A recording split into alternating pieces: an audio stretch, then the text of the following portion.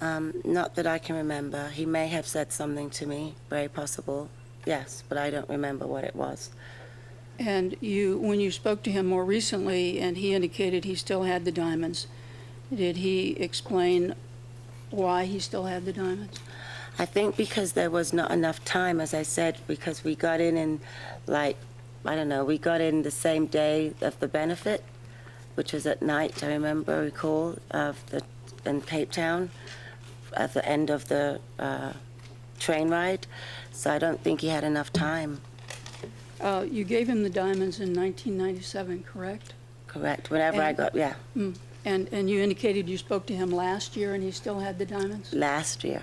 So that would have been, what, my math is not good, what, 12 years later? Correct. I only contacted him when you contacted my lawyers.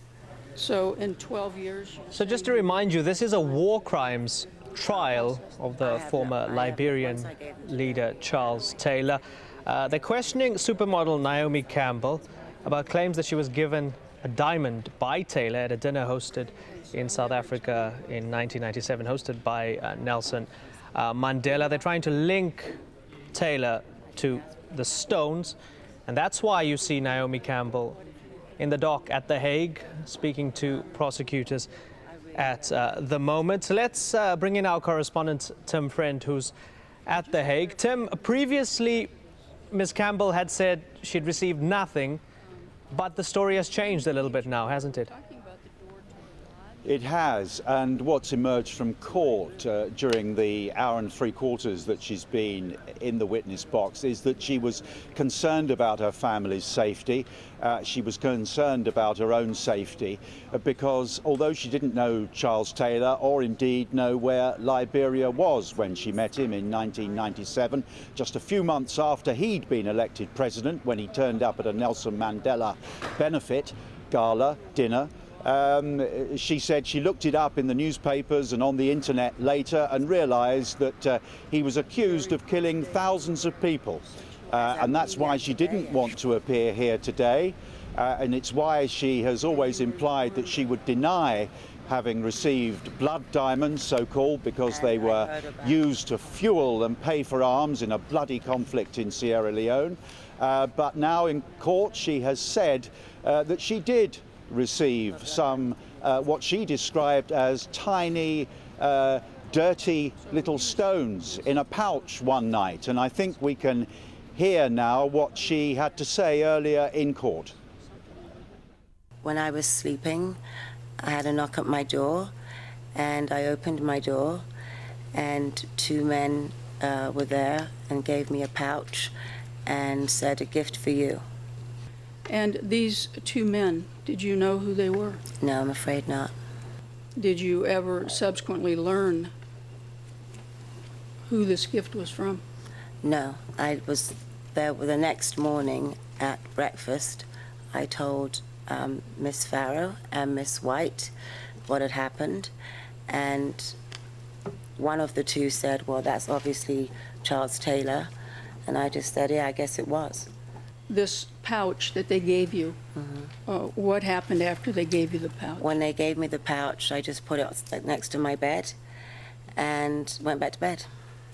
And so at that time you didn't look into the pouch? I opened the pouch the next morning when I woke up.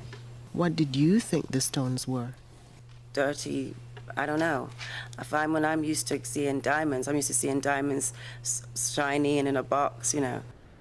It's been gripping courtroom drama for quite a while, hasn't it, Tim? If that link is made between Taylor and the diamonds, what will that mean? Well, the prosecution hoped all along that it would show that at that time Charles Taylor had in his possession these blood diamonds, and the chain of events that unfolded after that they wanted to link in with it was a large consignment of arms arriving in Sierra Leone. Now, the allegation, at least, is that Charles Taylor, at that moment in time, was using diamonds to buy arms, to buy weapons for the Revolutionary United Front rebels in Sierra Leone, who he had a political interest in keeping going. He wanted the chaos to continue there. The evidence, I should say, from Naomi Campbell has now finished. The feed you're getting from the court is delayed, as is normal in war crime trials, because of reasons of anonymity of witnesses, and they don't want any mistakes made. But she's now left the court building, and I have to say, having heard this hour and 3/4 of her evidence, there's not much conclusive proof that that link has been made.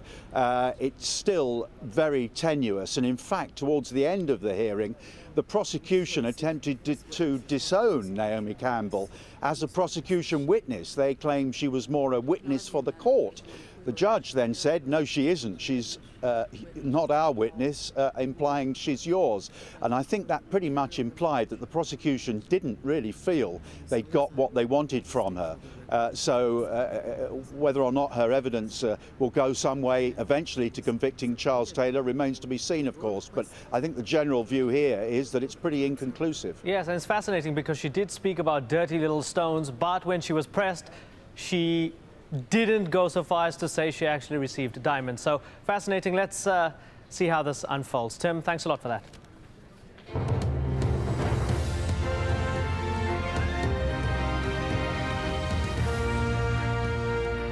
Let's go to Kenya now, where the country has been voting on a new constitution. Andrew Simmons is covering this and joins us now live from Nairobi. Andrew, what's the latest? The latest is more or less certain that the yes camp have a victory. 2/3 of Kenyans have voted in favour of a new constitution. The no camp are in a meeting now. It's possible they could concede defeat